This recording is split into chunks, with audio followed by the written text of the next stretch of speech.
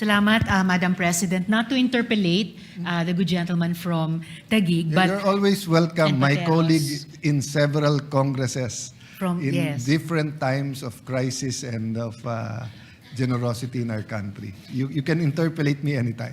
Salamat, Madam President, good gentleman. But it's really just to thank the good gentleman from Palawan dun po sa pagbanggit muli sa dalawa sa bills na hiningan ko ng clarification kahapon sa Senate President.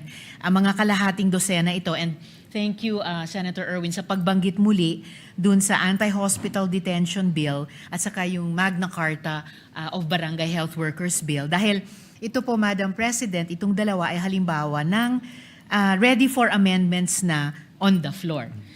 So, nagpapasalamat po ako kay Senator Erwin at dahil nag-motion sila kanina kung itatakal po yan, sinasegundahan ko po subject to the decision of the new leadership kung alin sa mga bills na ito sa iba't iba nating mga komite na hinug na for completion of a certain period, for example, in the legislative process, So, para at least maisara na po. So, yun So lamang just for po, the information of Mr. Madam everyone, President.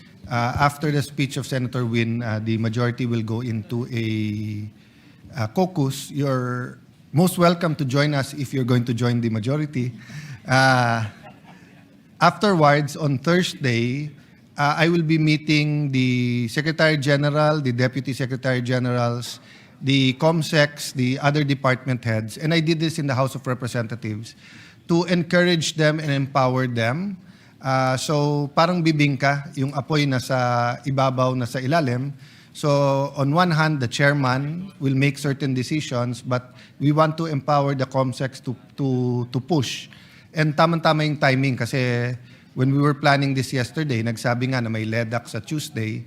So right after the luncheon, which will talk about legislation and how to prioritize and how do you call it, work very productively in the box, but how to work out of the box. We will be also meeting with the LEDAC Secretariat at 3 o'clock. No? So yun lang po, if you can submit by today or tomorrow, what's your top 10 bills, but maybe put an asterisk or whatever. What's the 7 or 10 bills we can agree on as a body that will really help us during this time of crisis? No?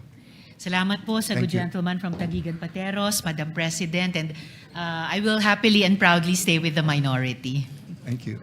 Thank you, For now, Senator Antaveros. I will accept that answer for now, Madam President. Thank you.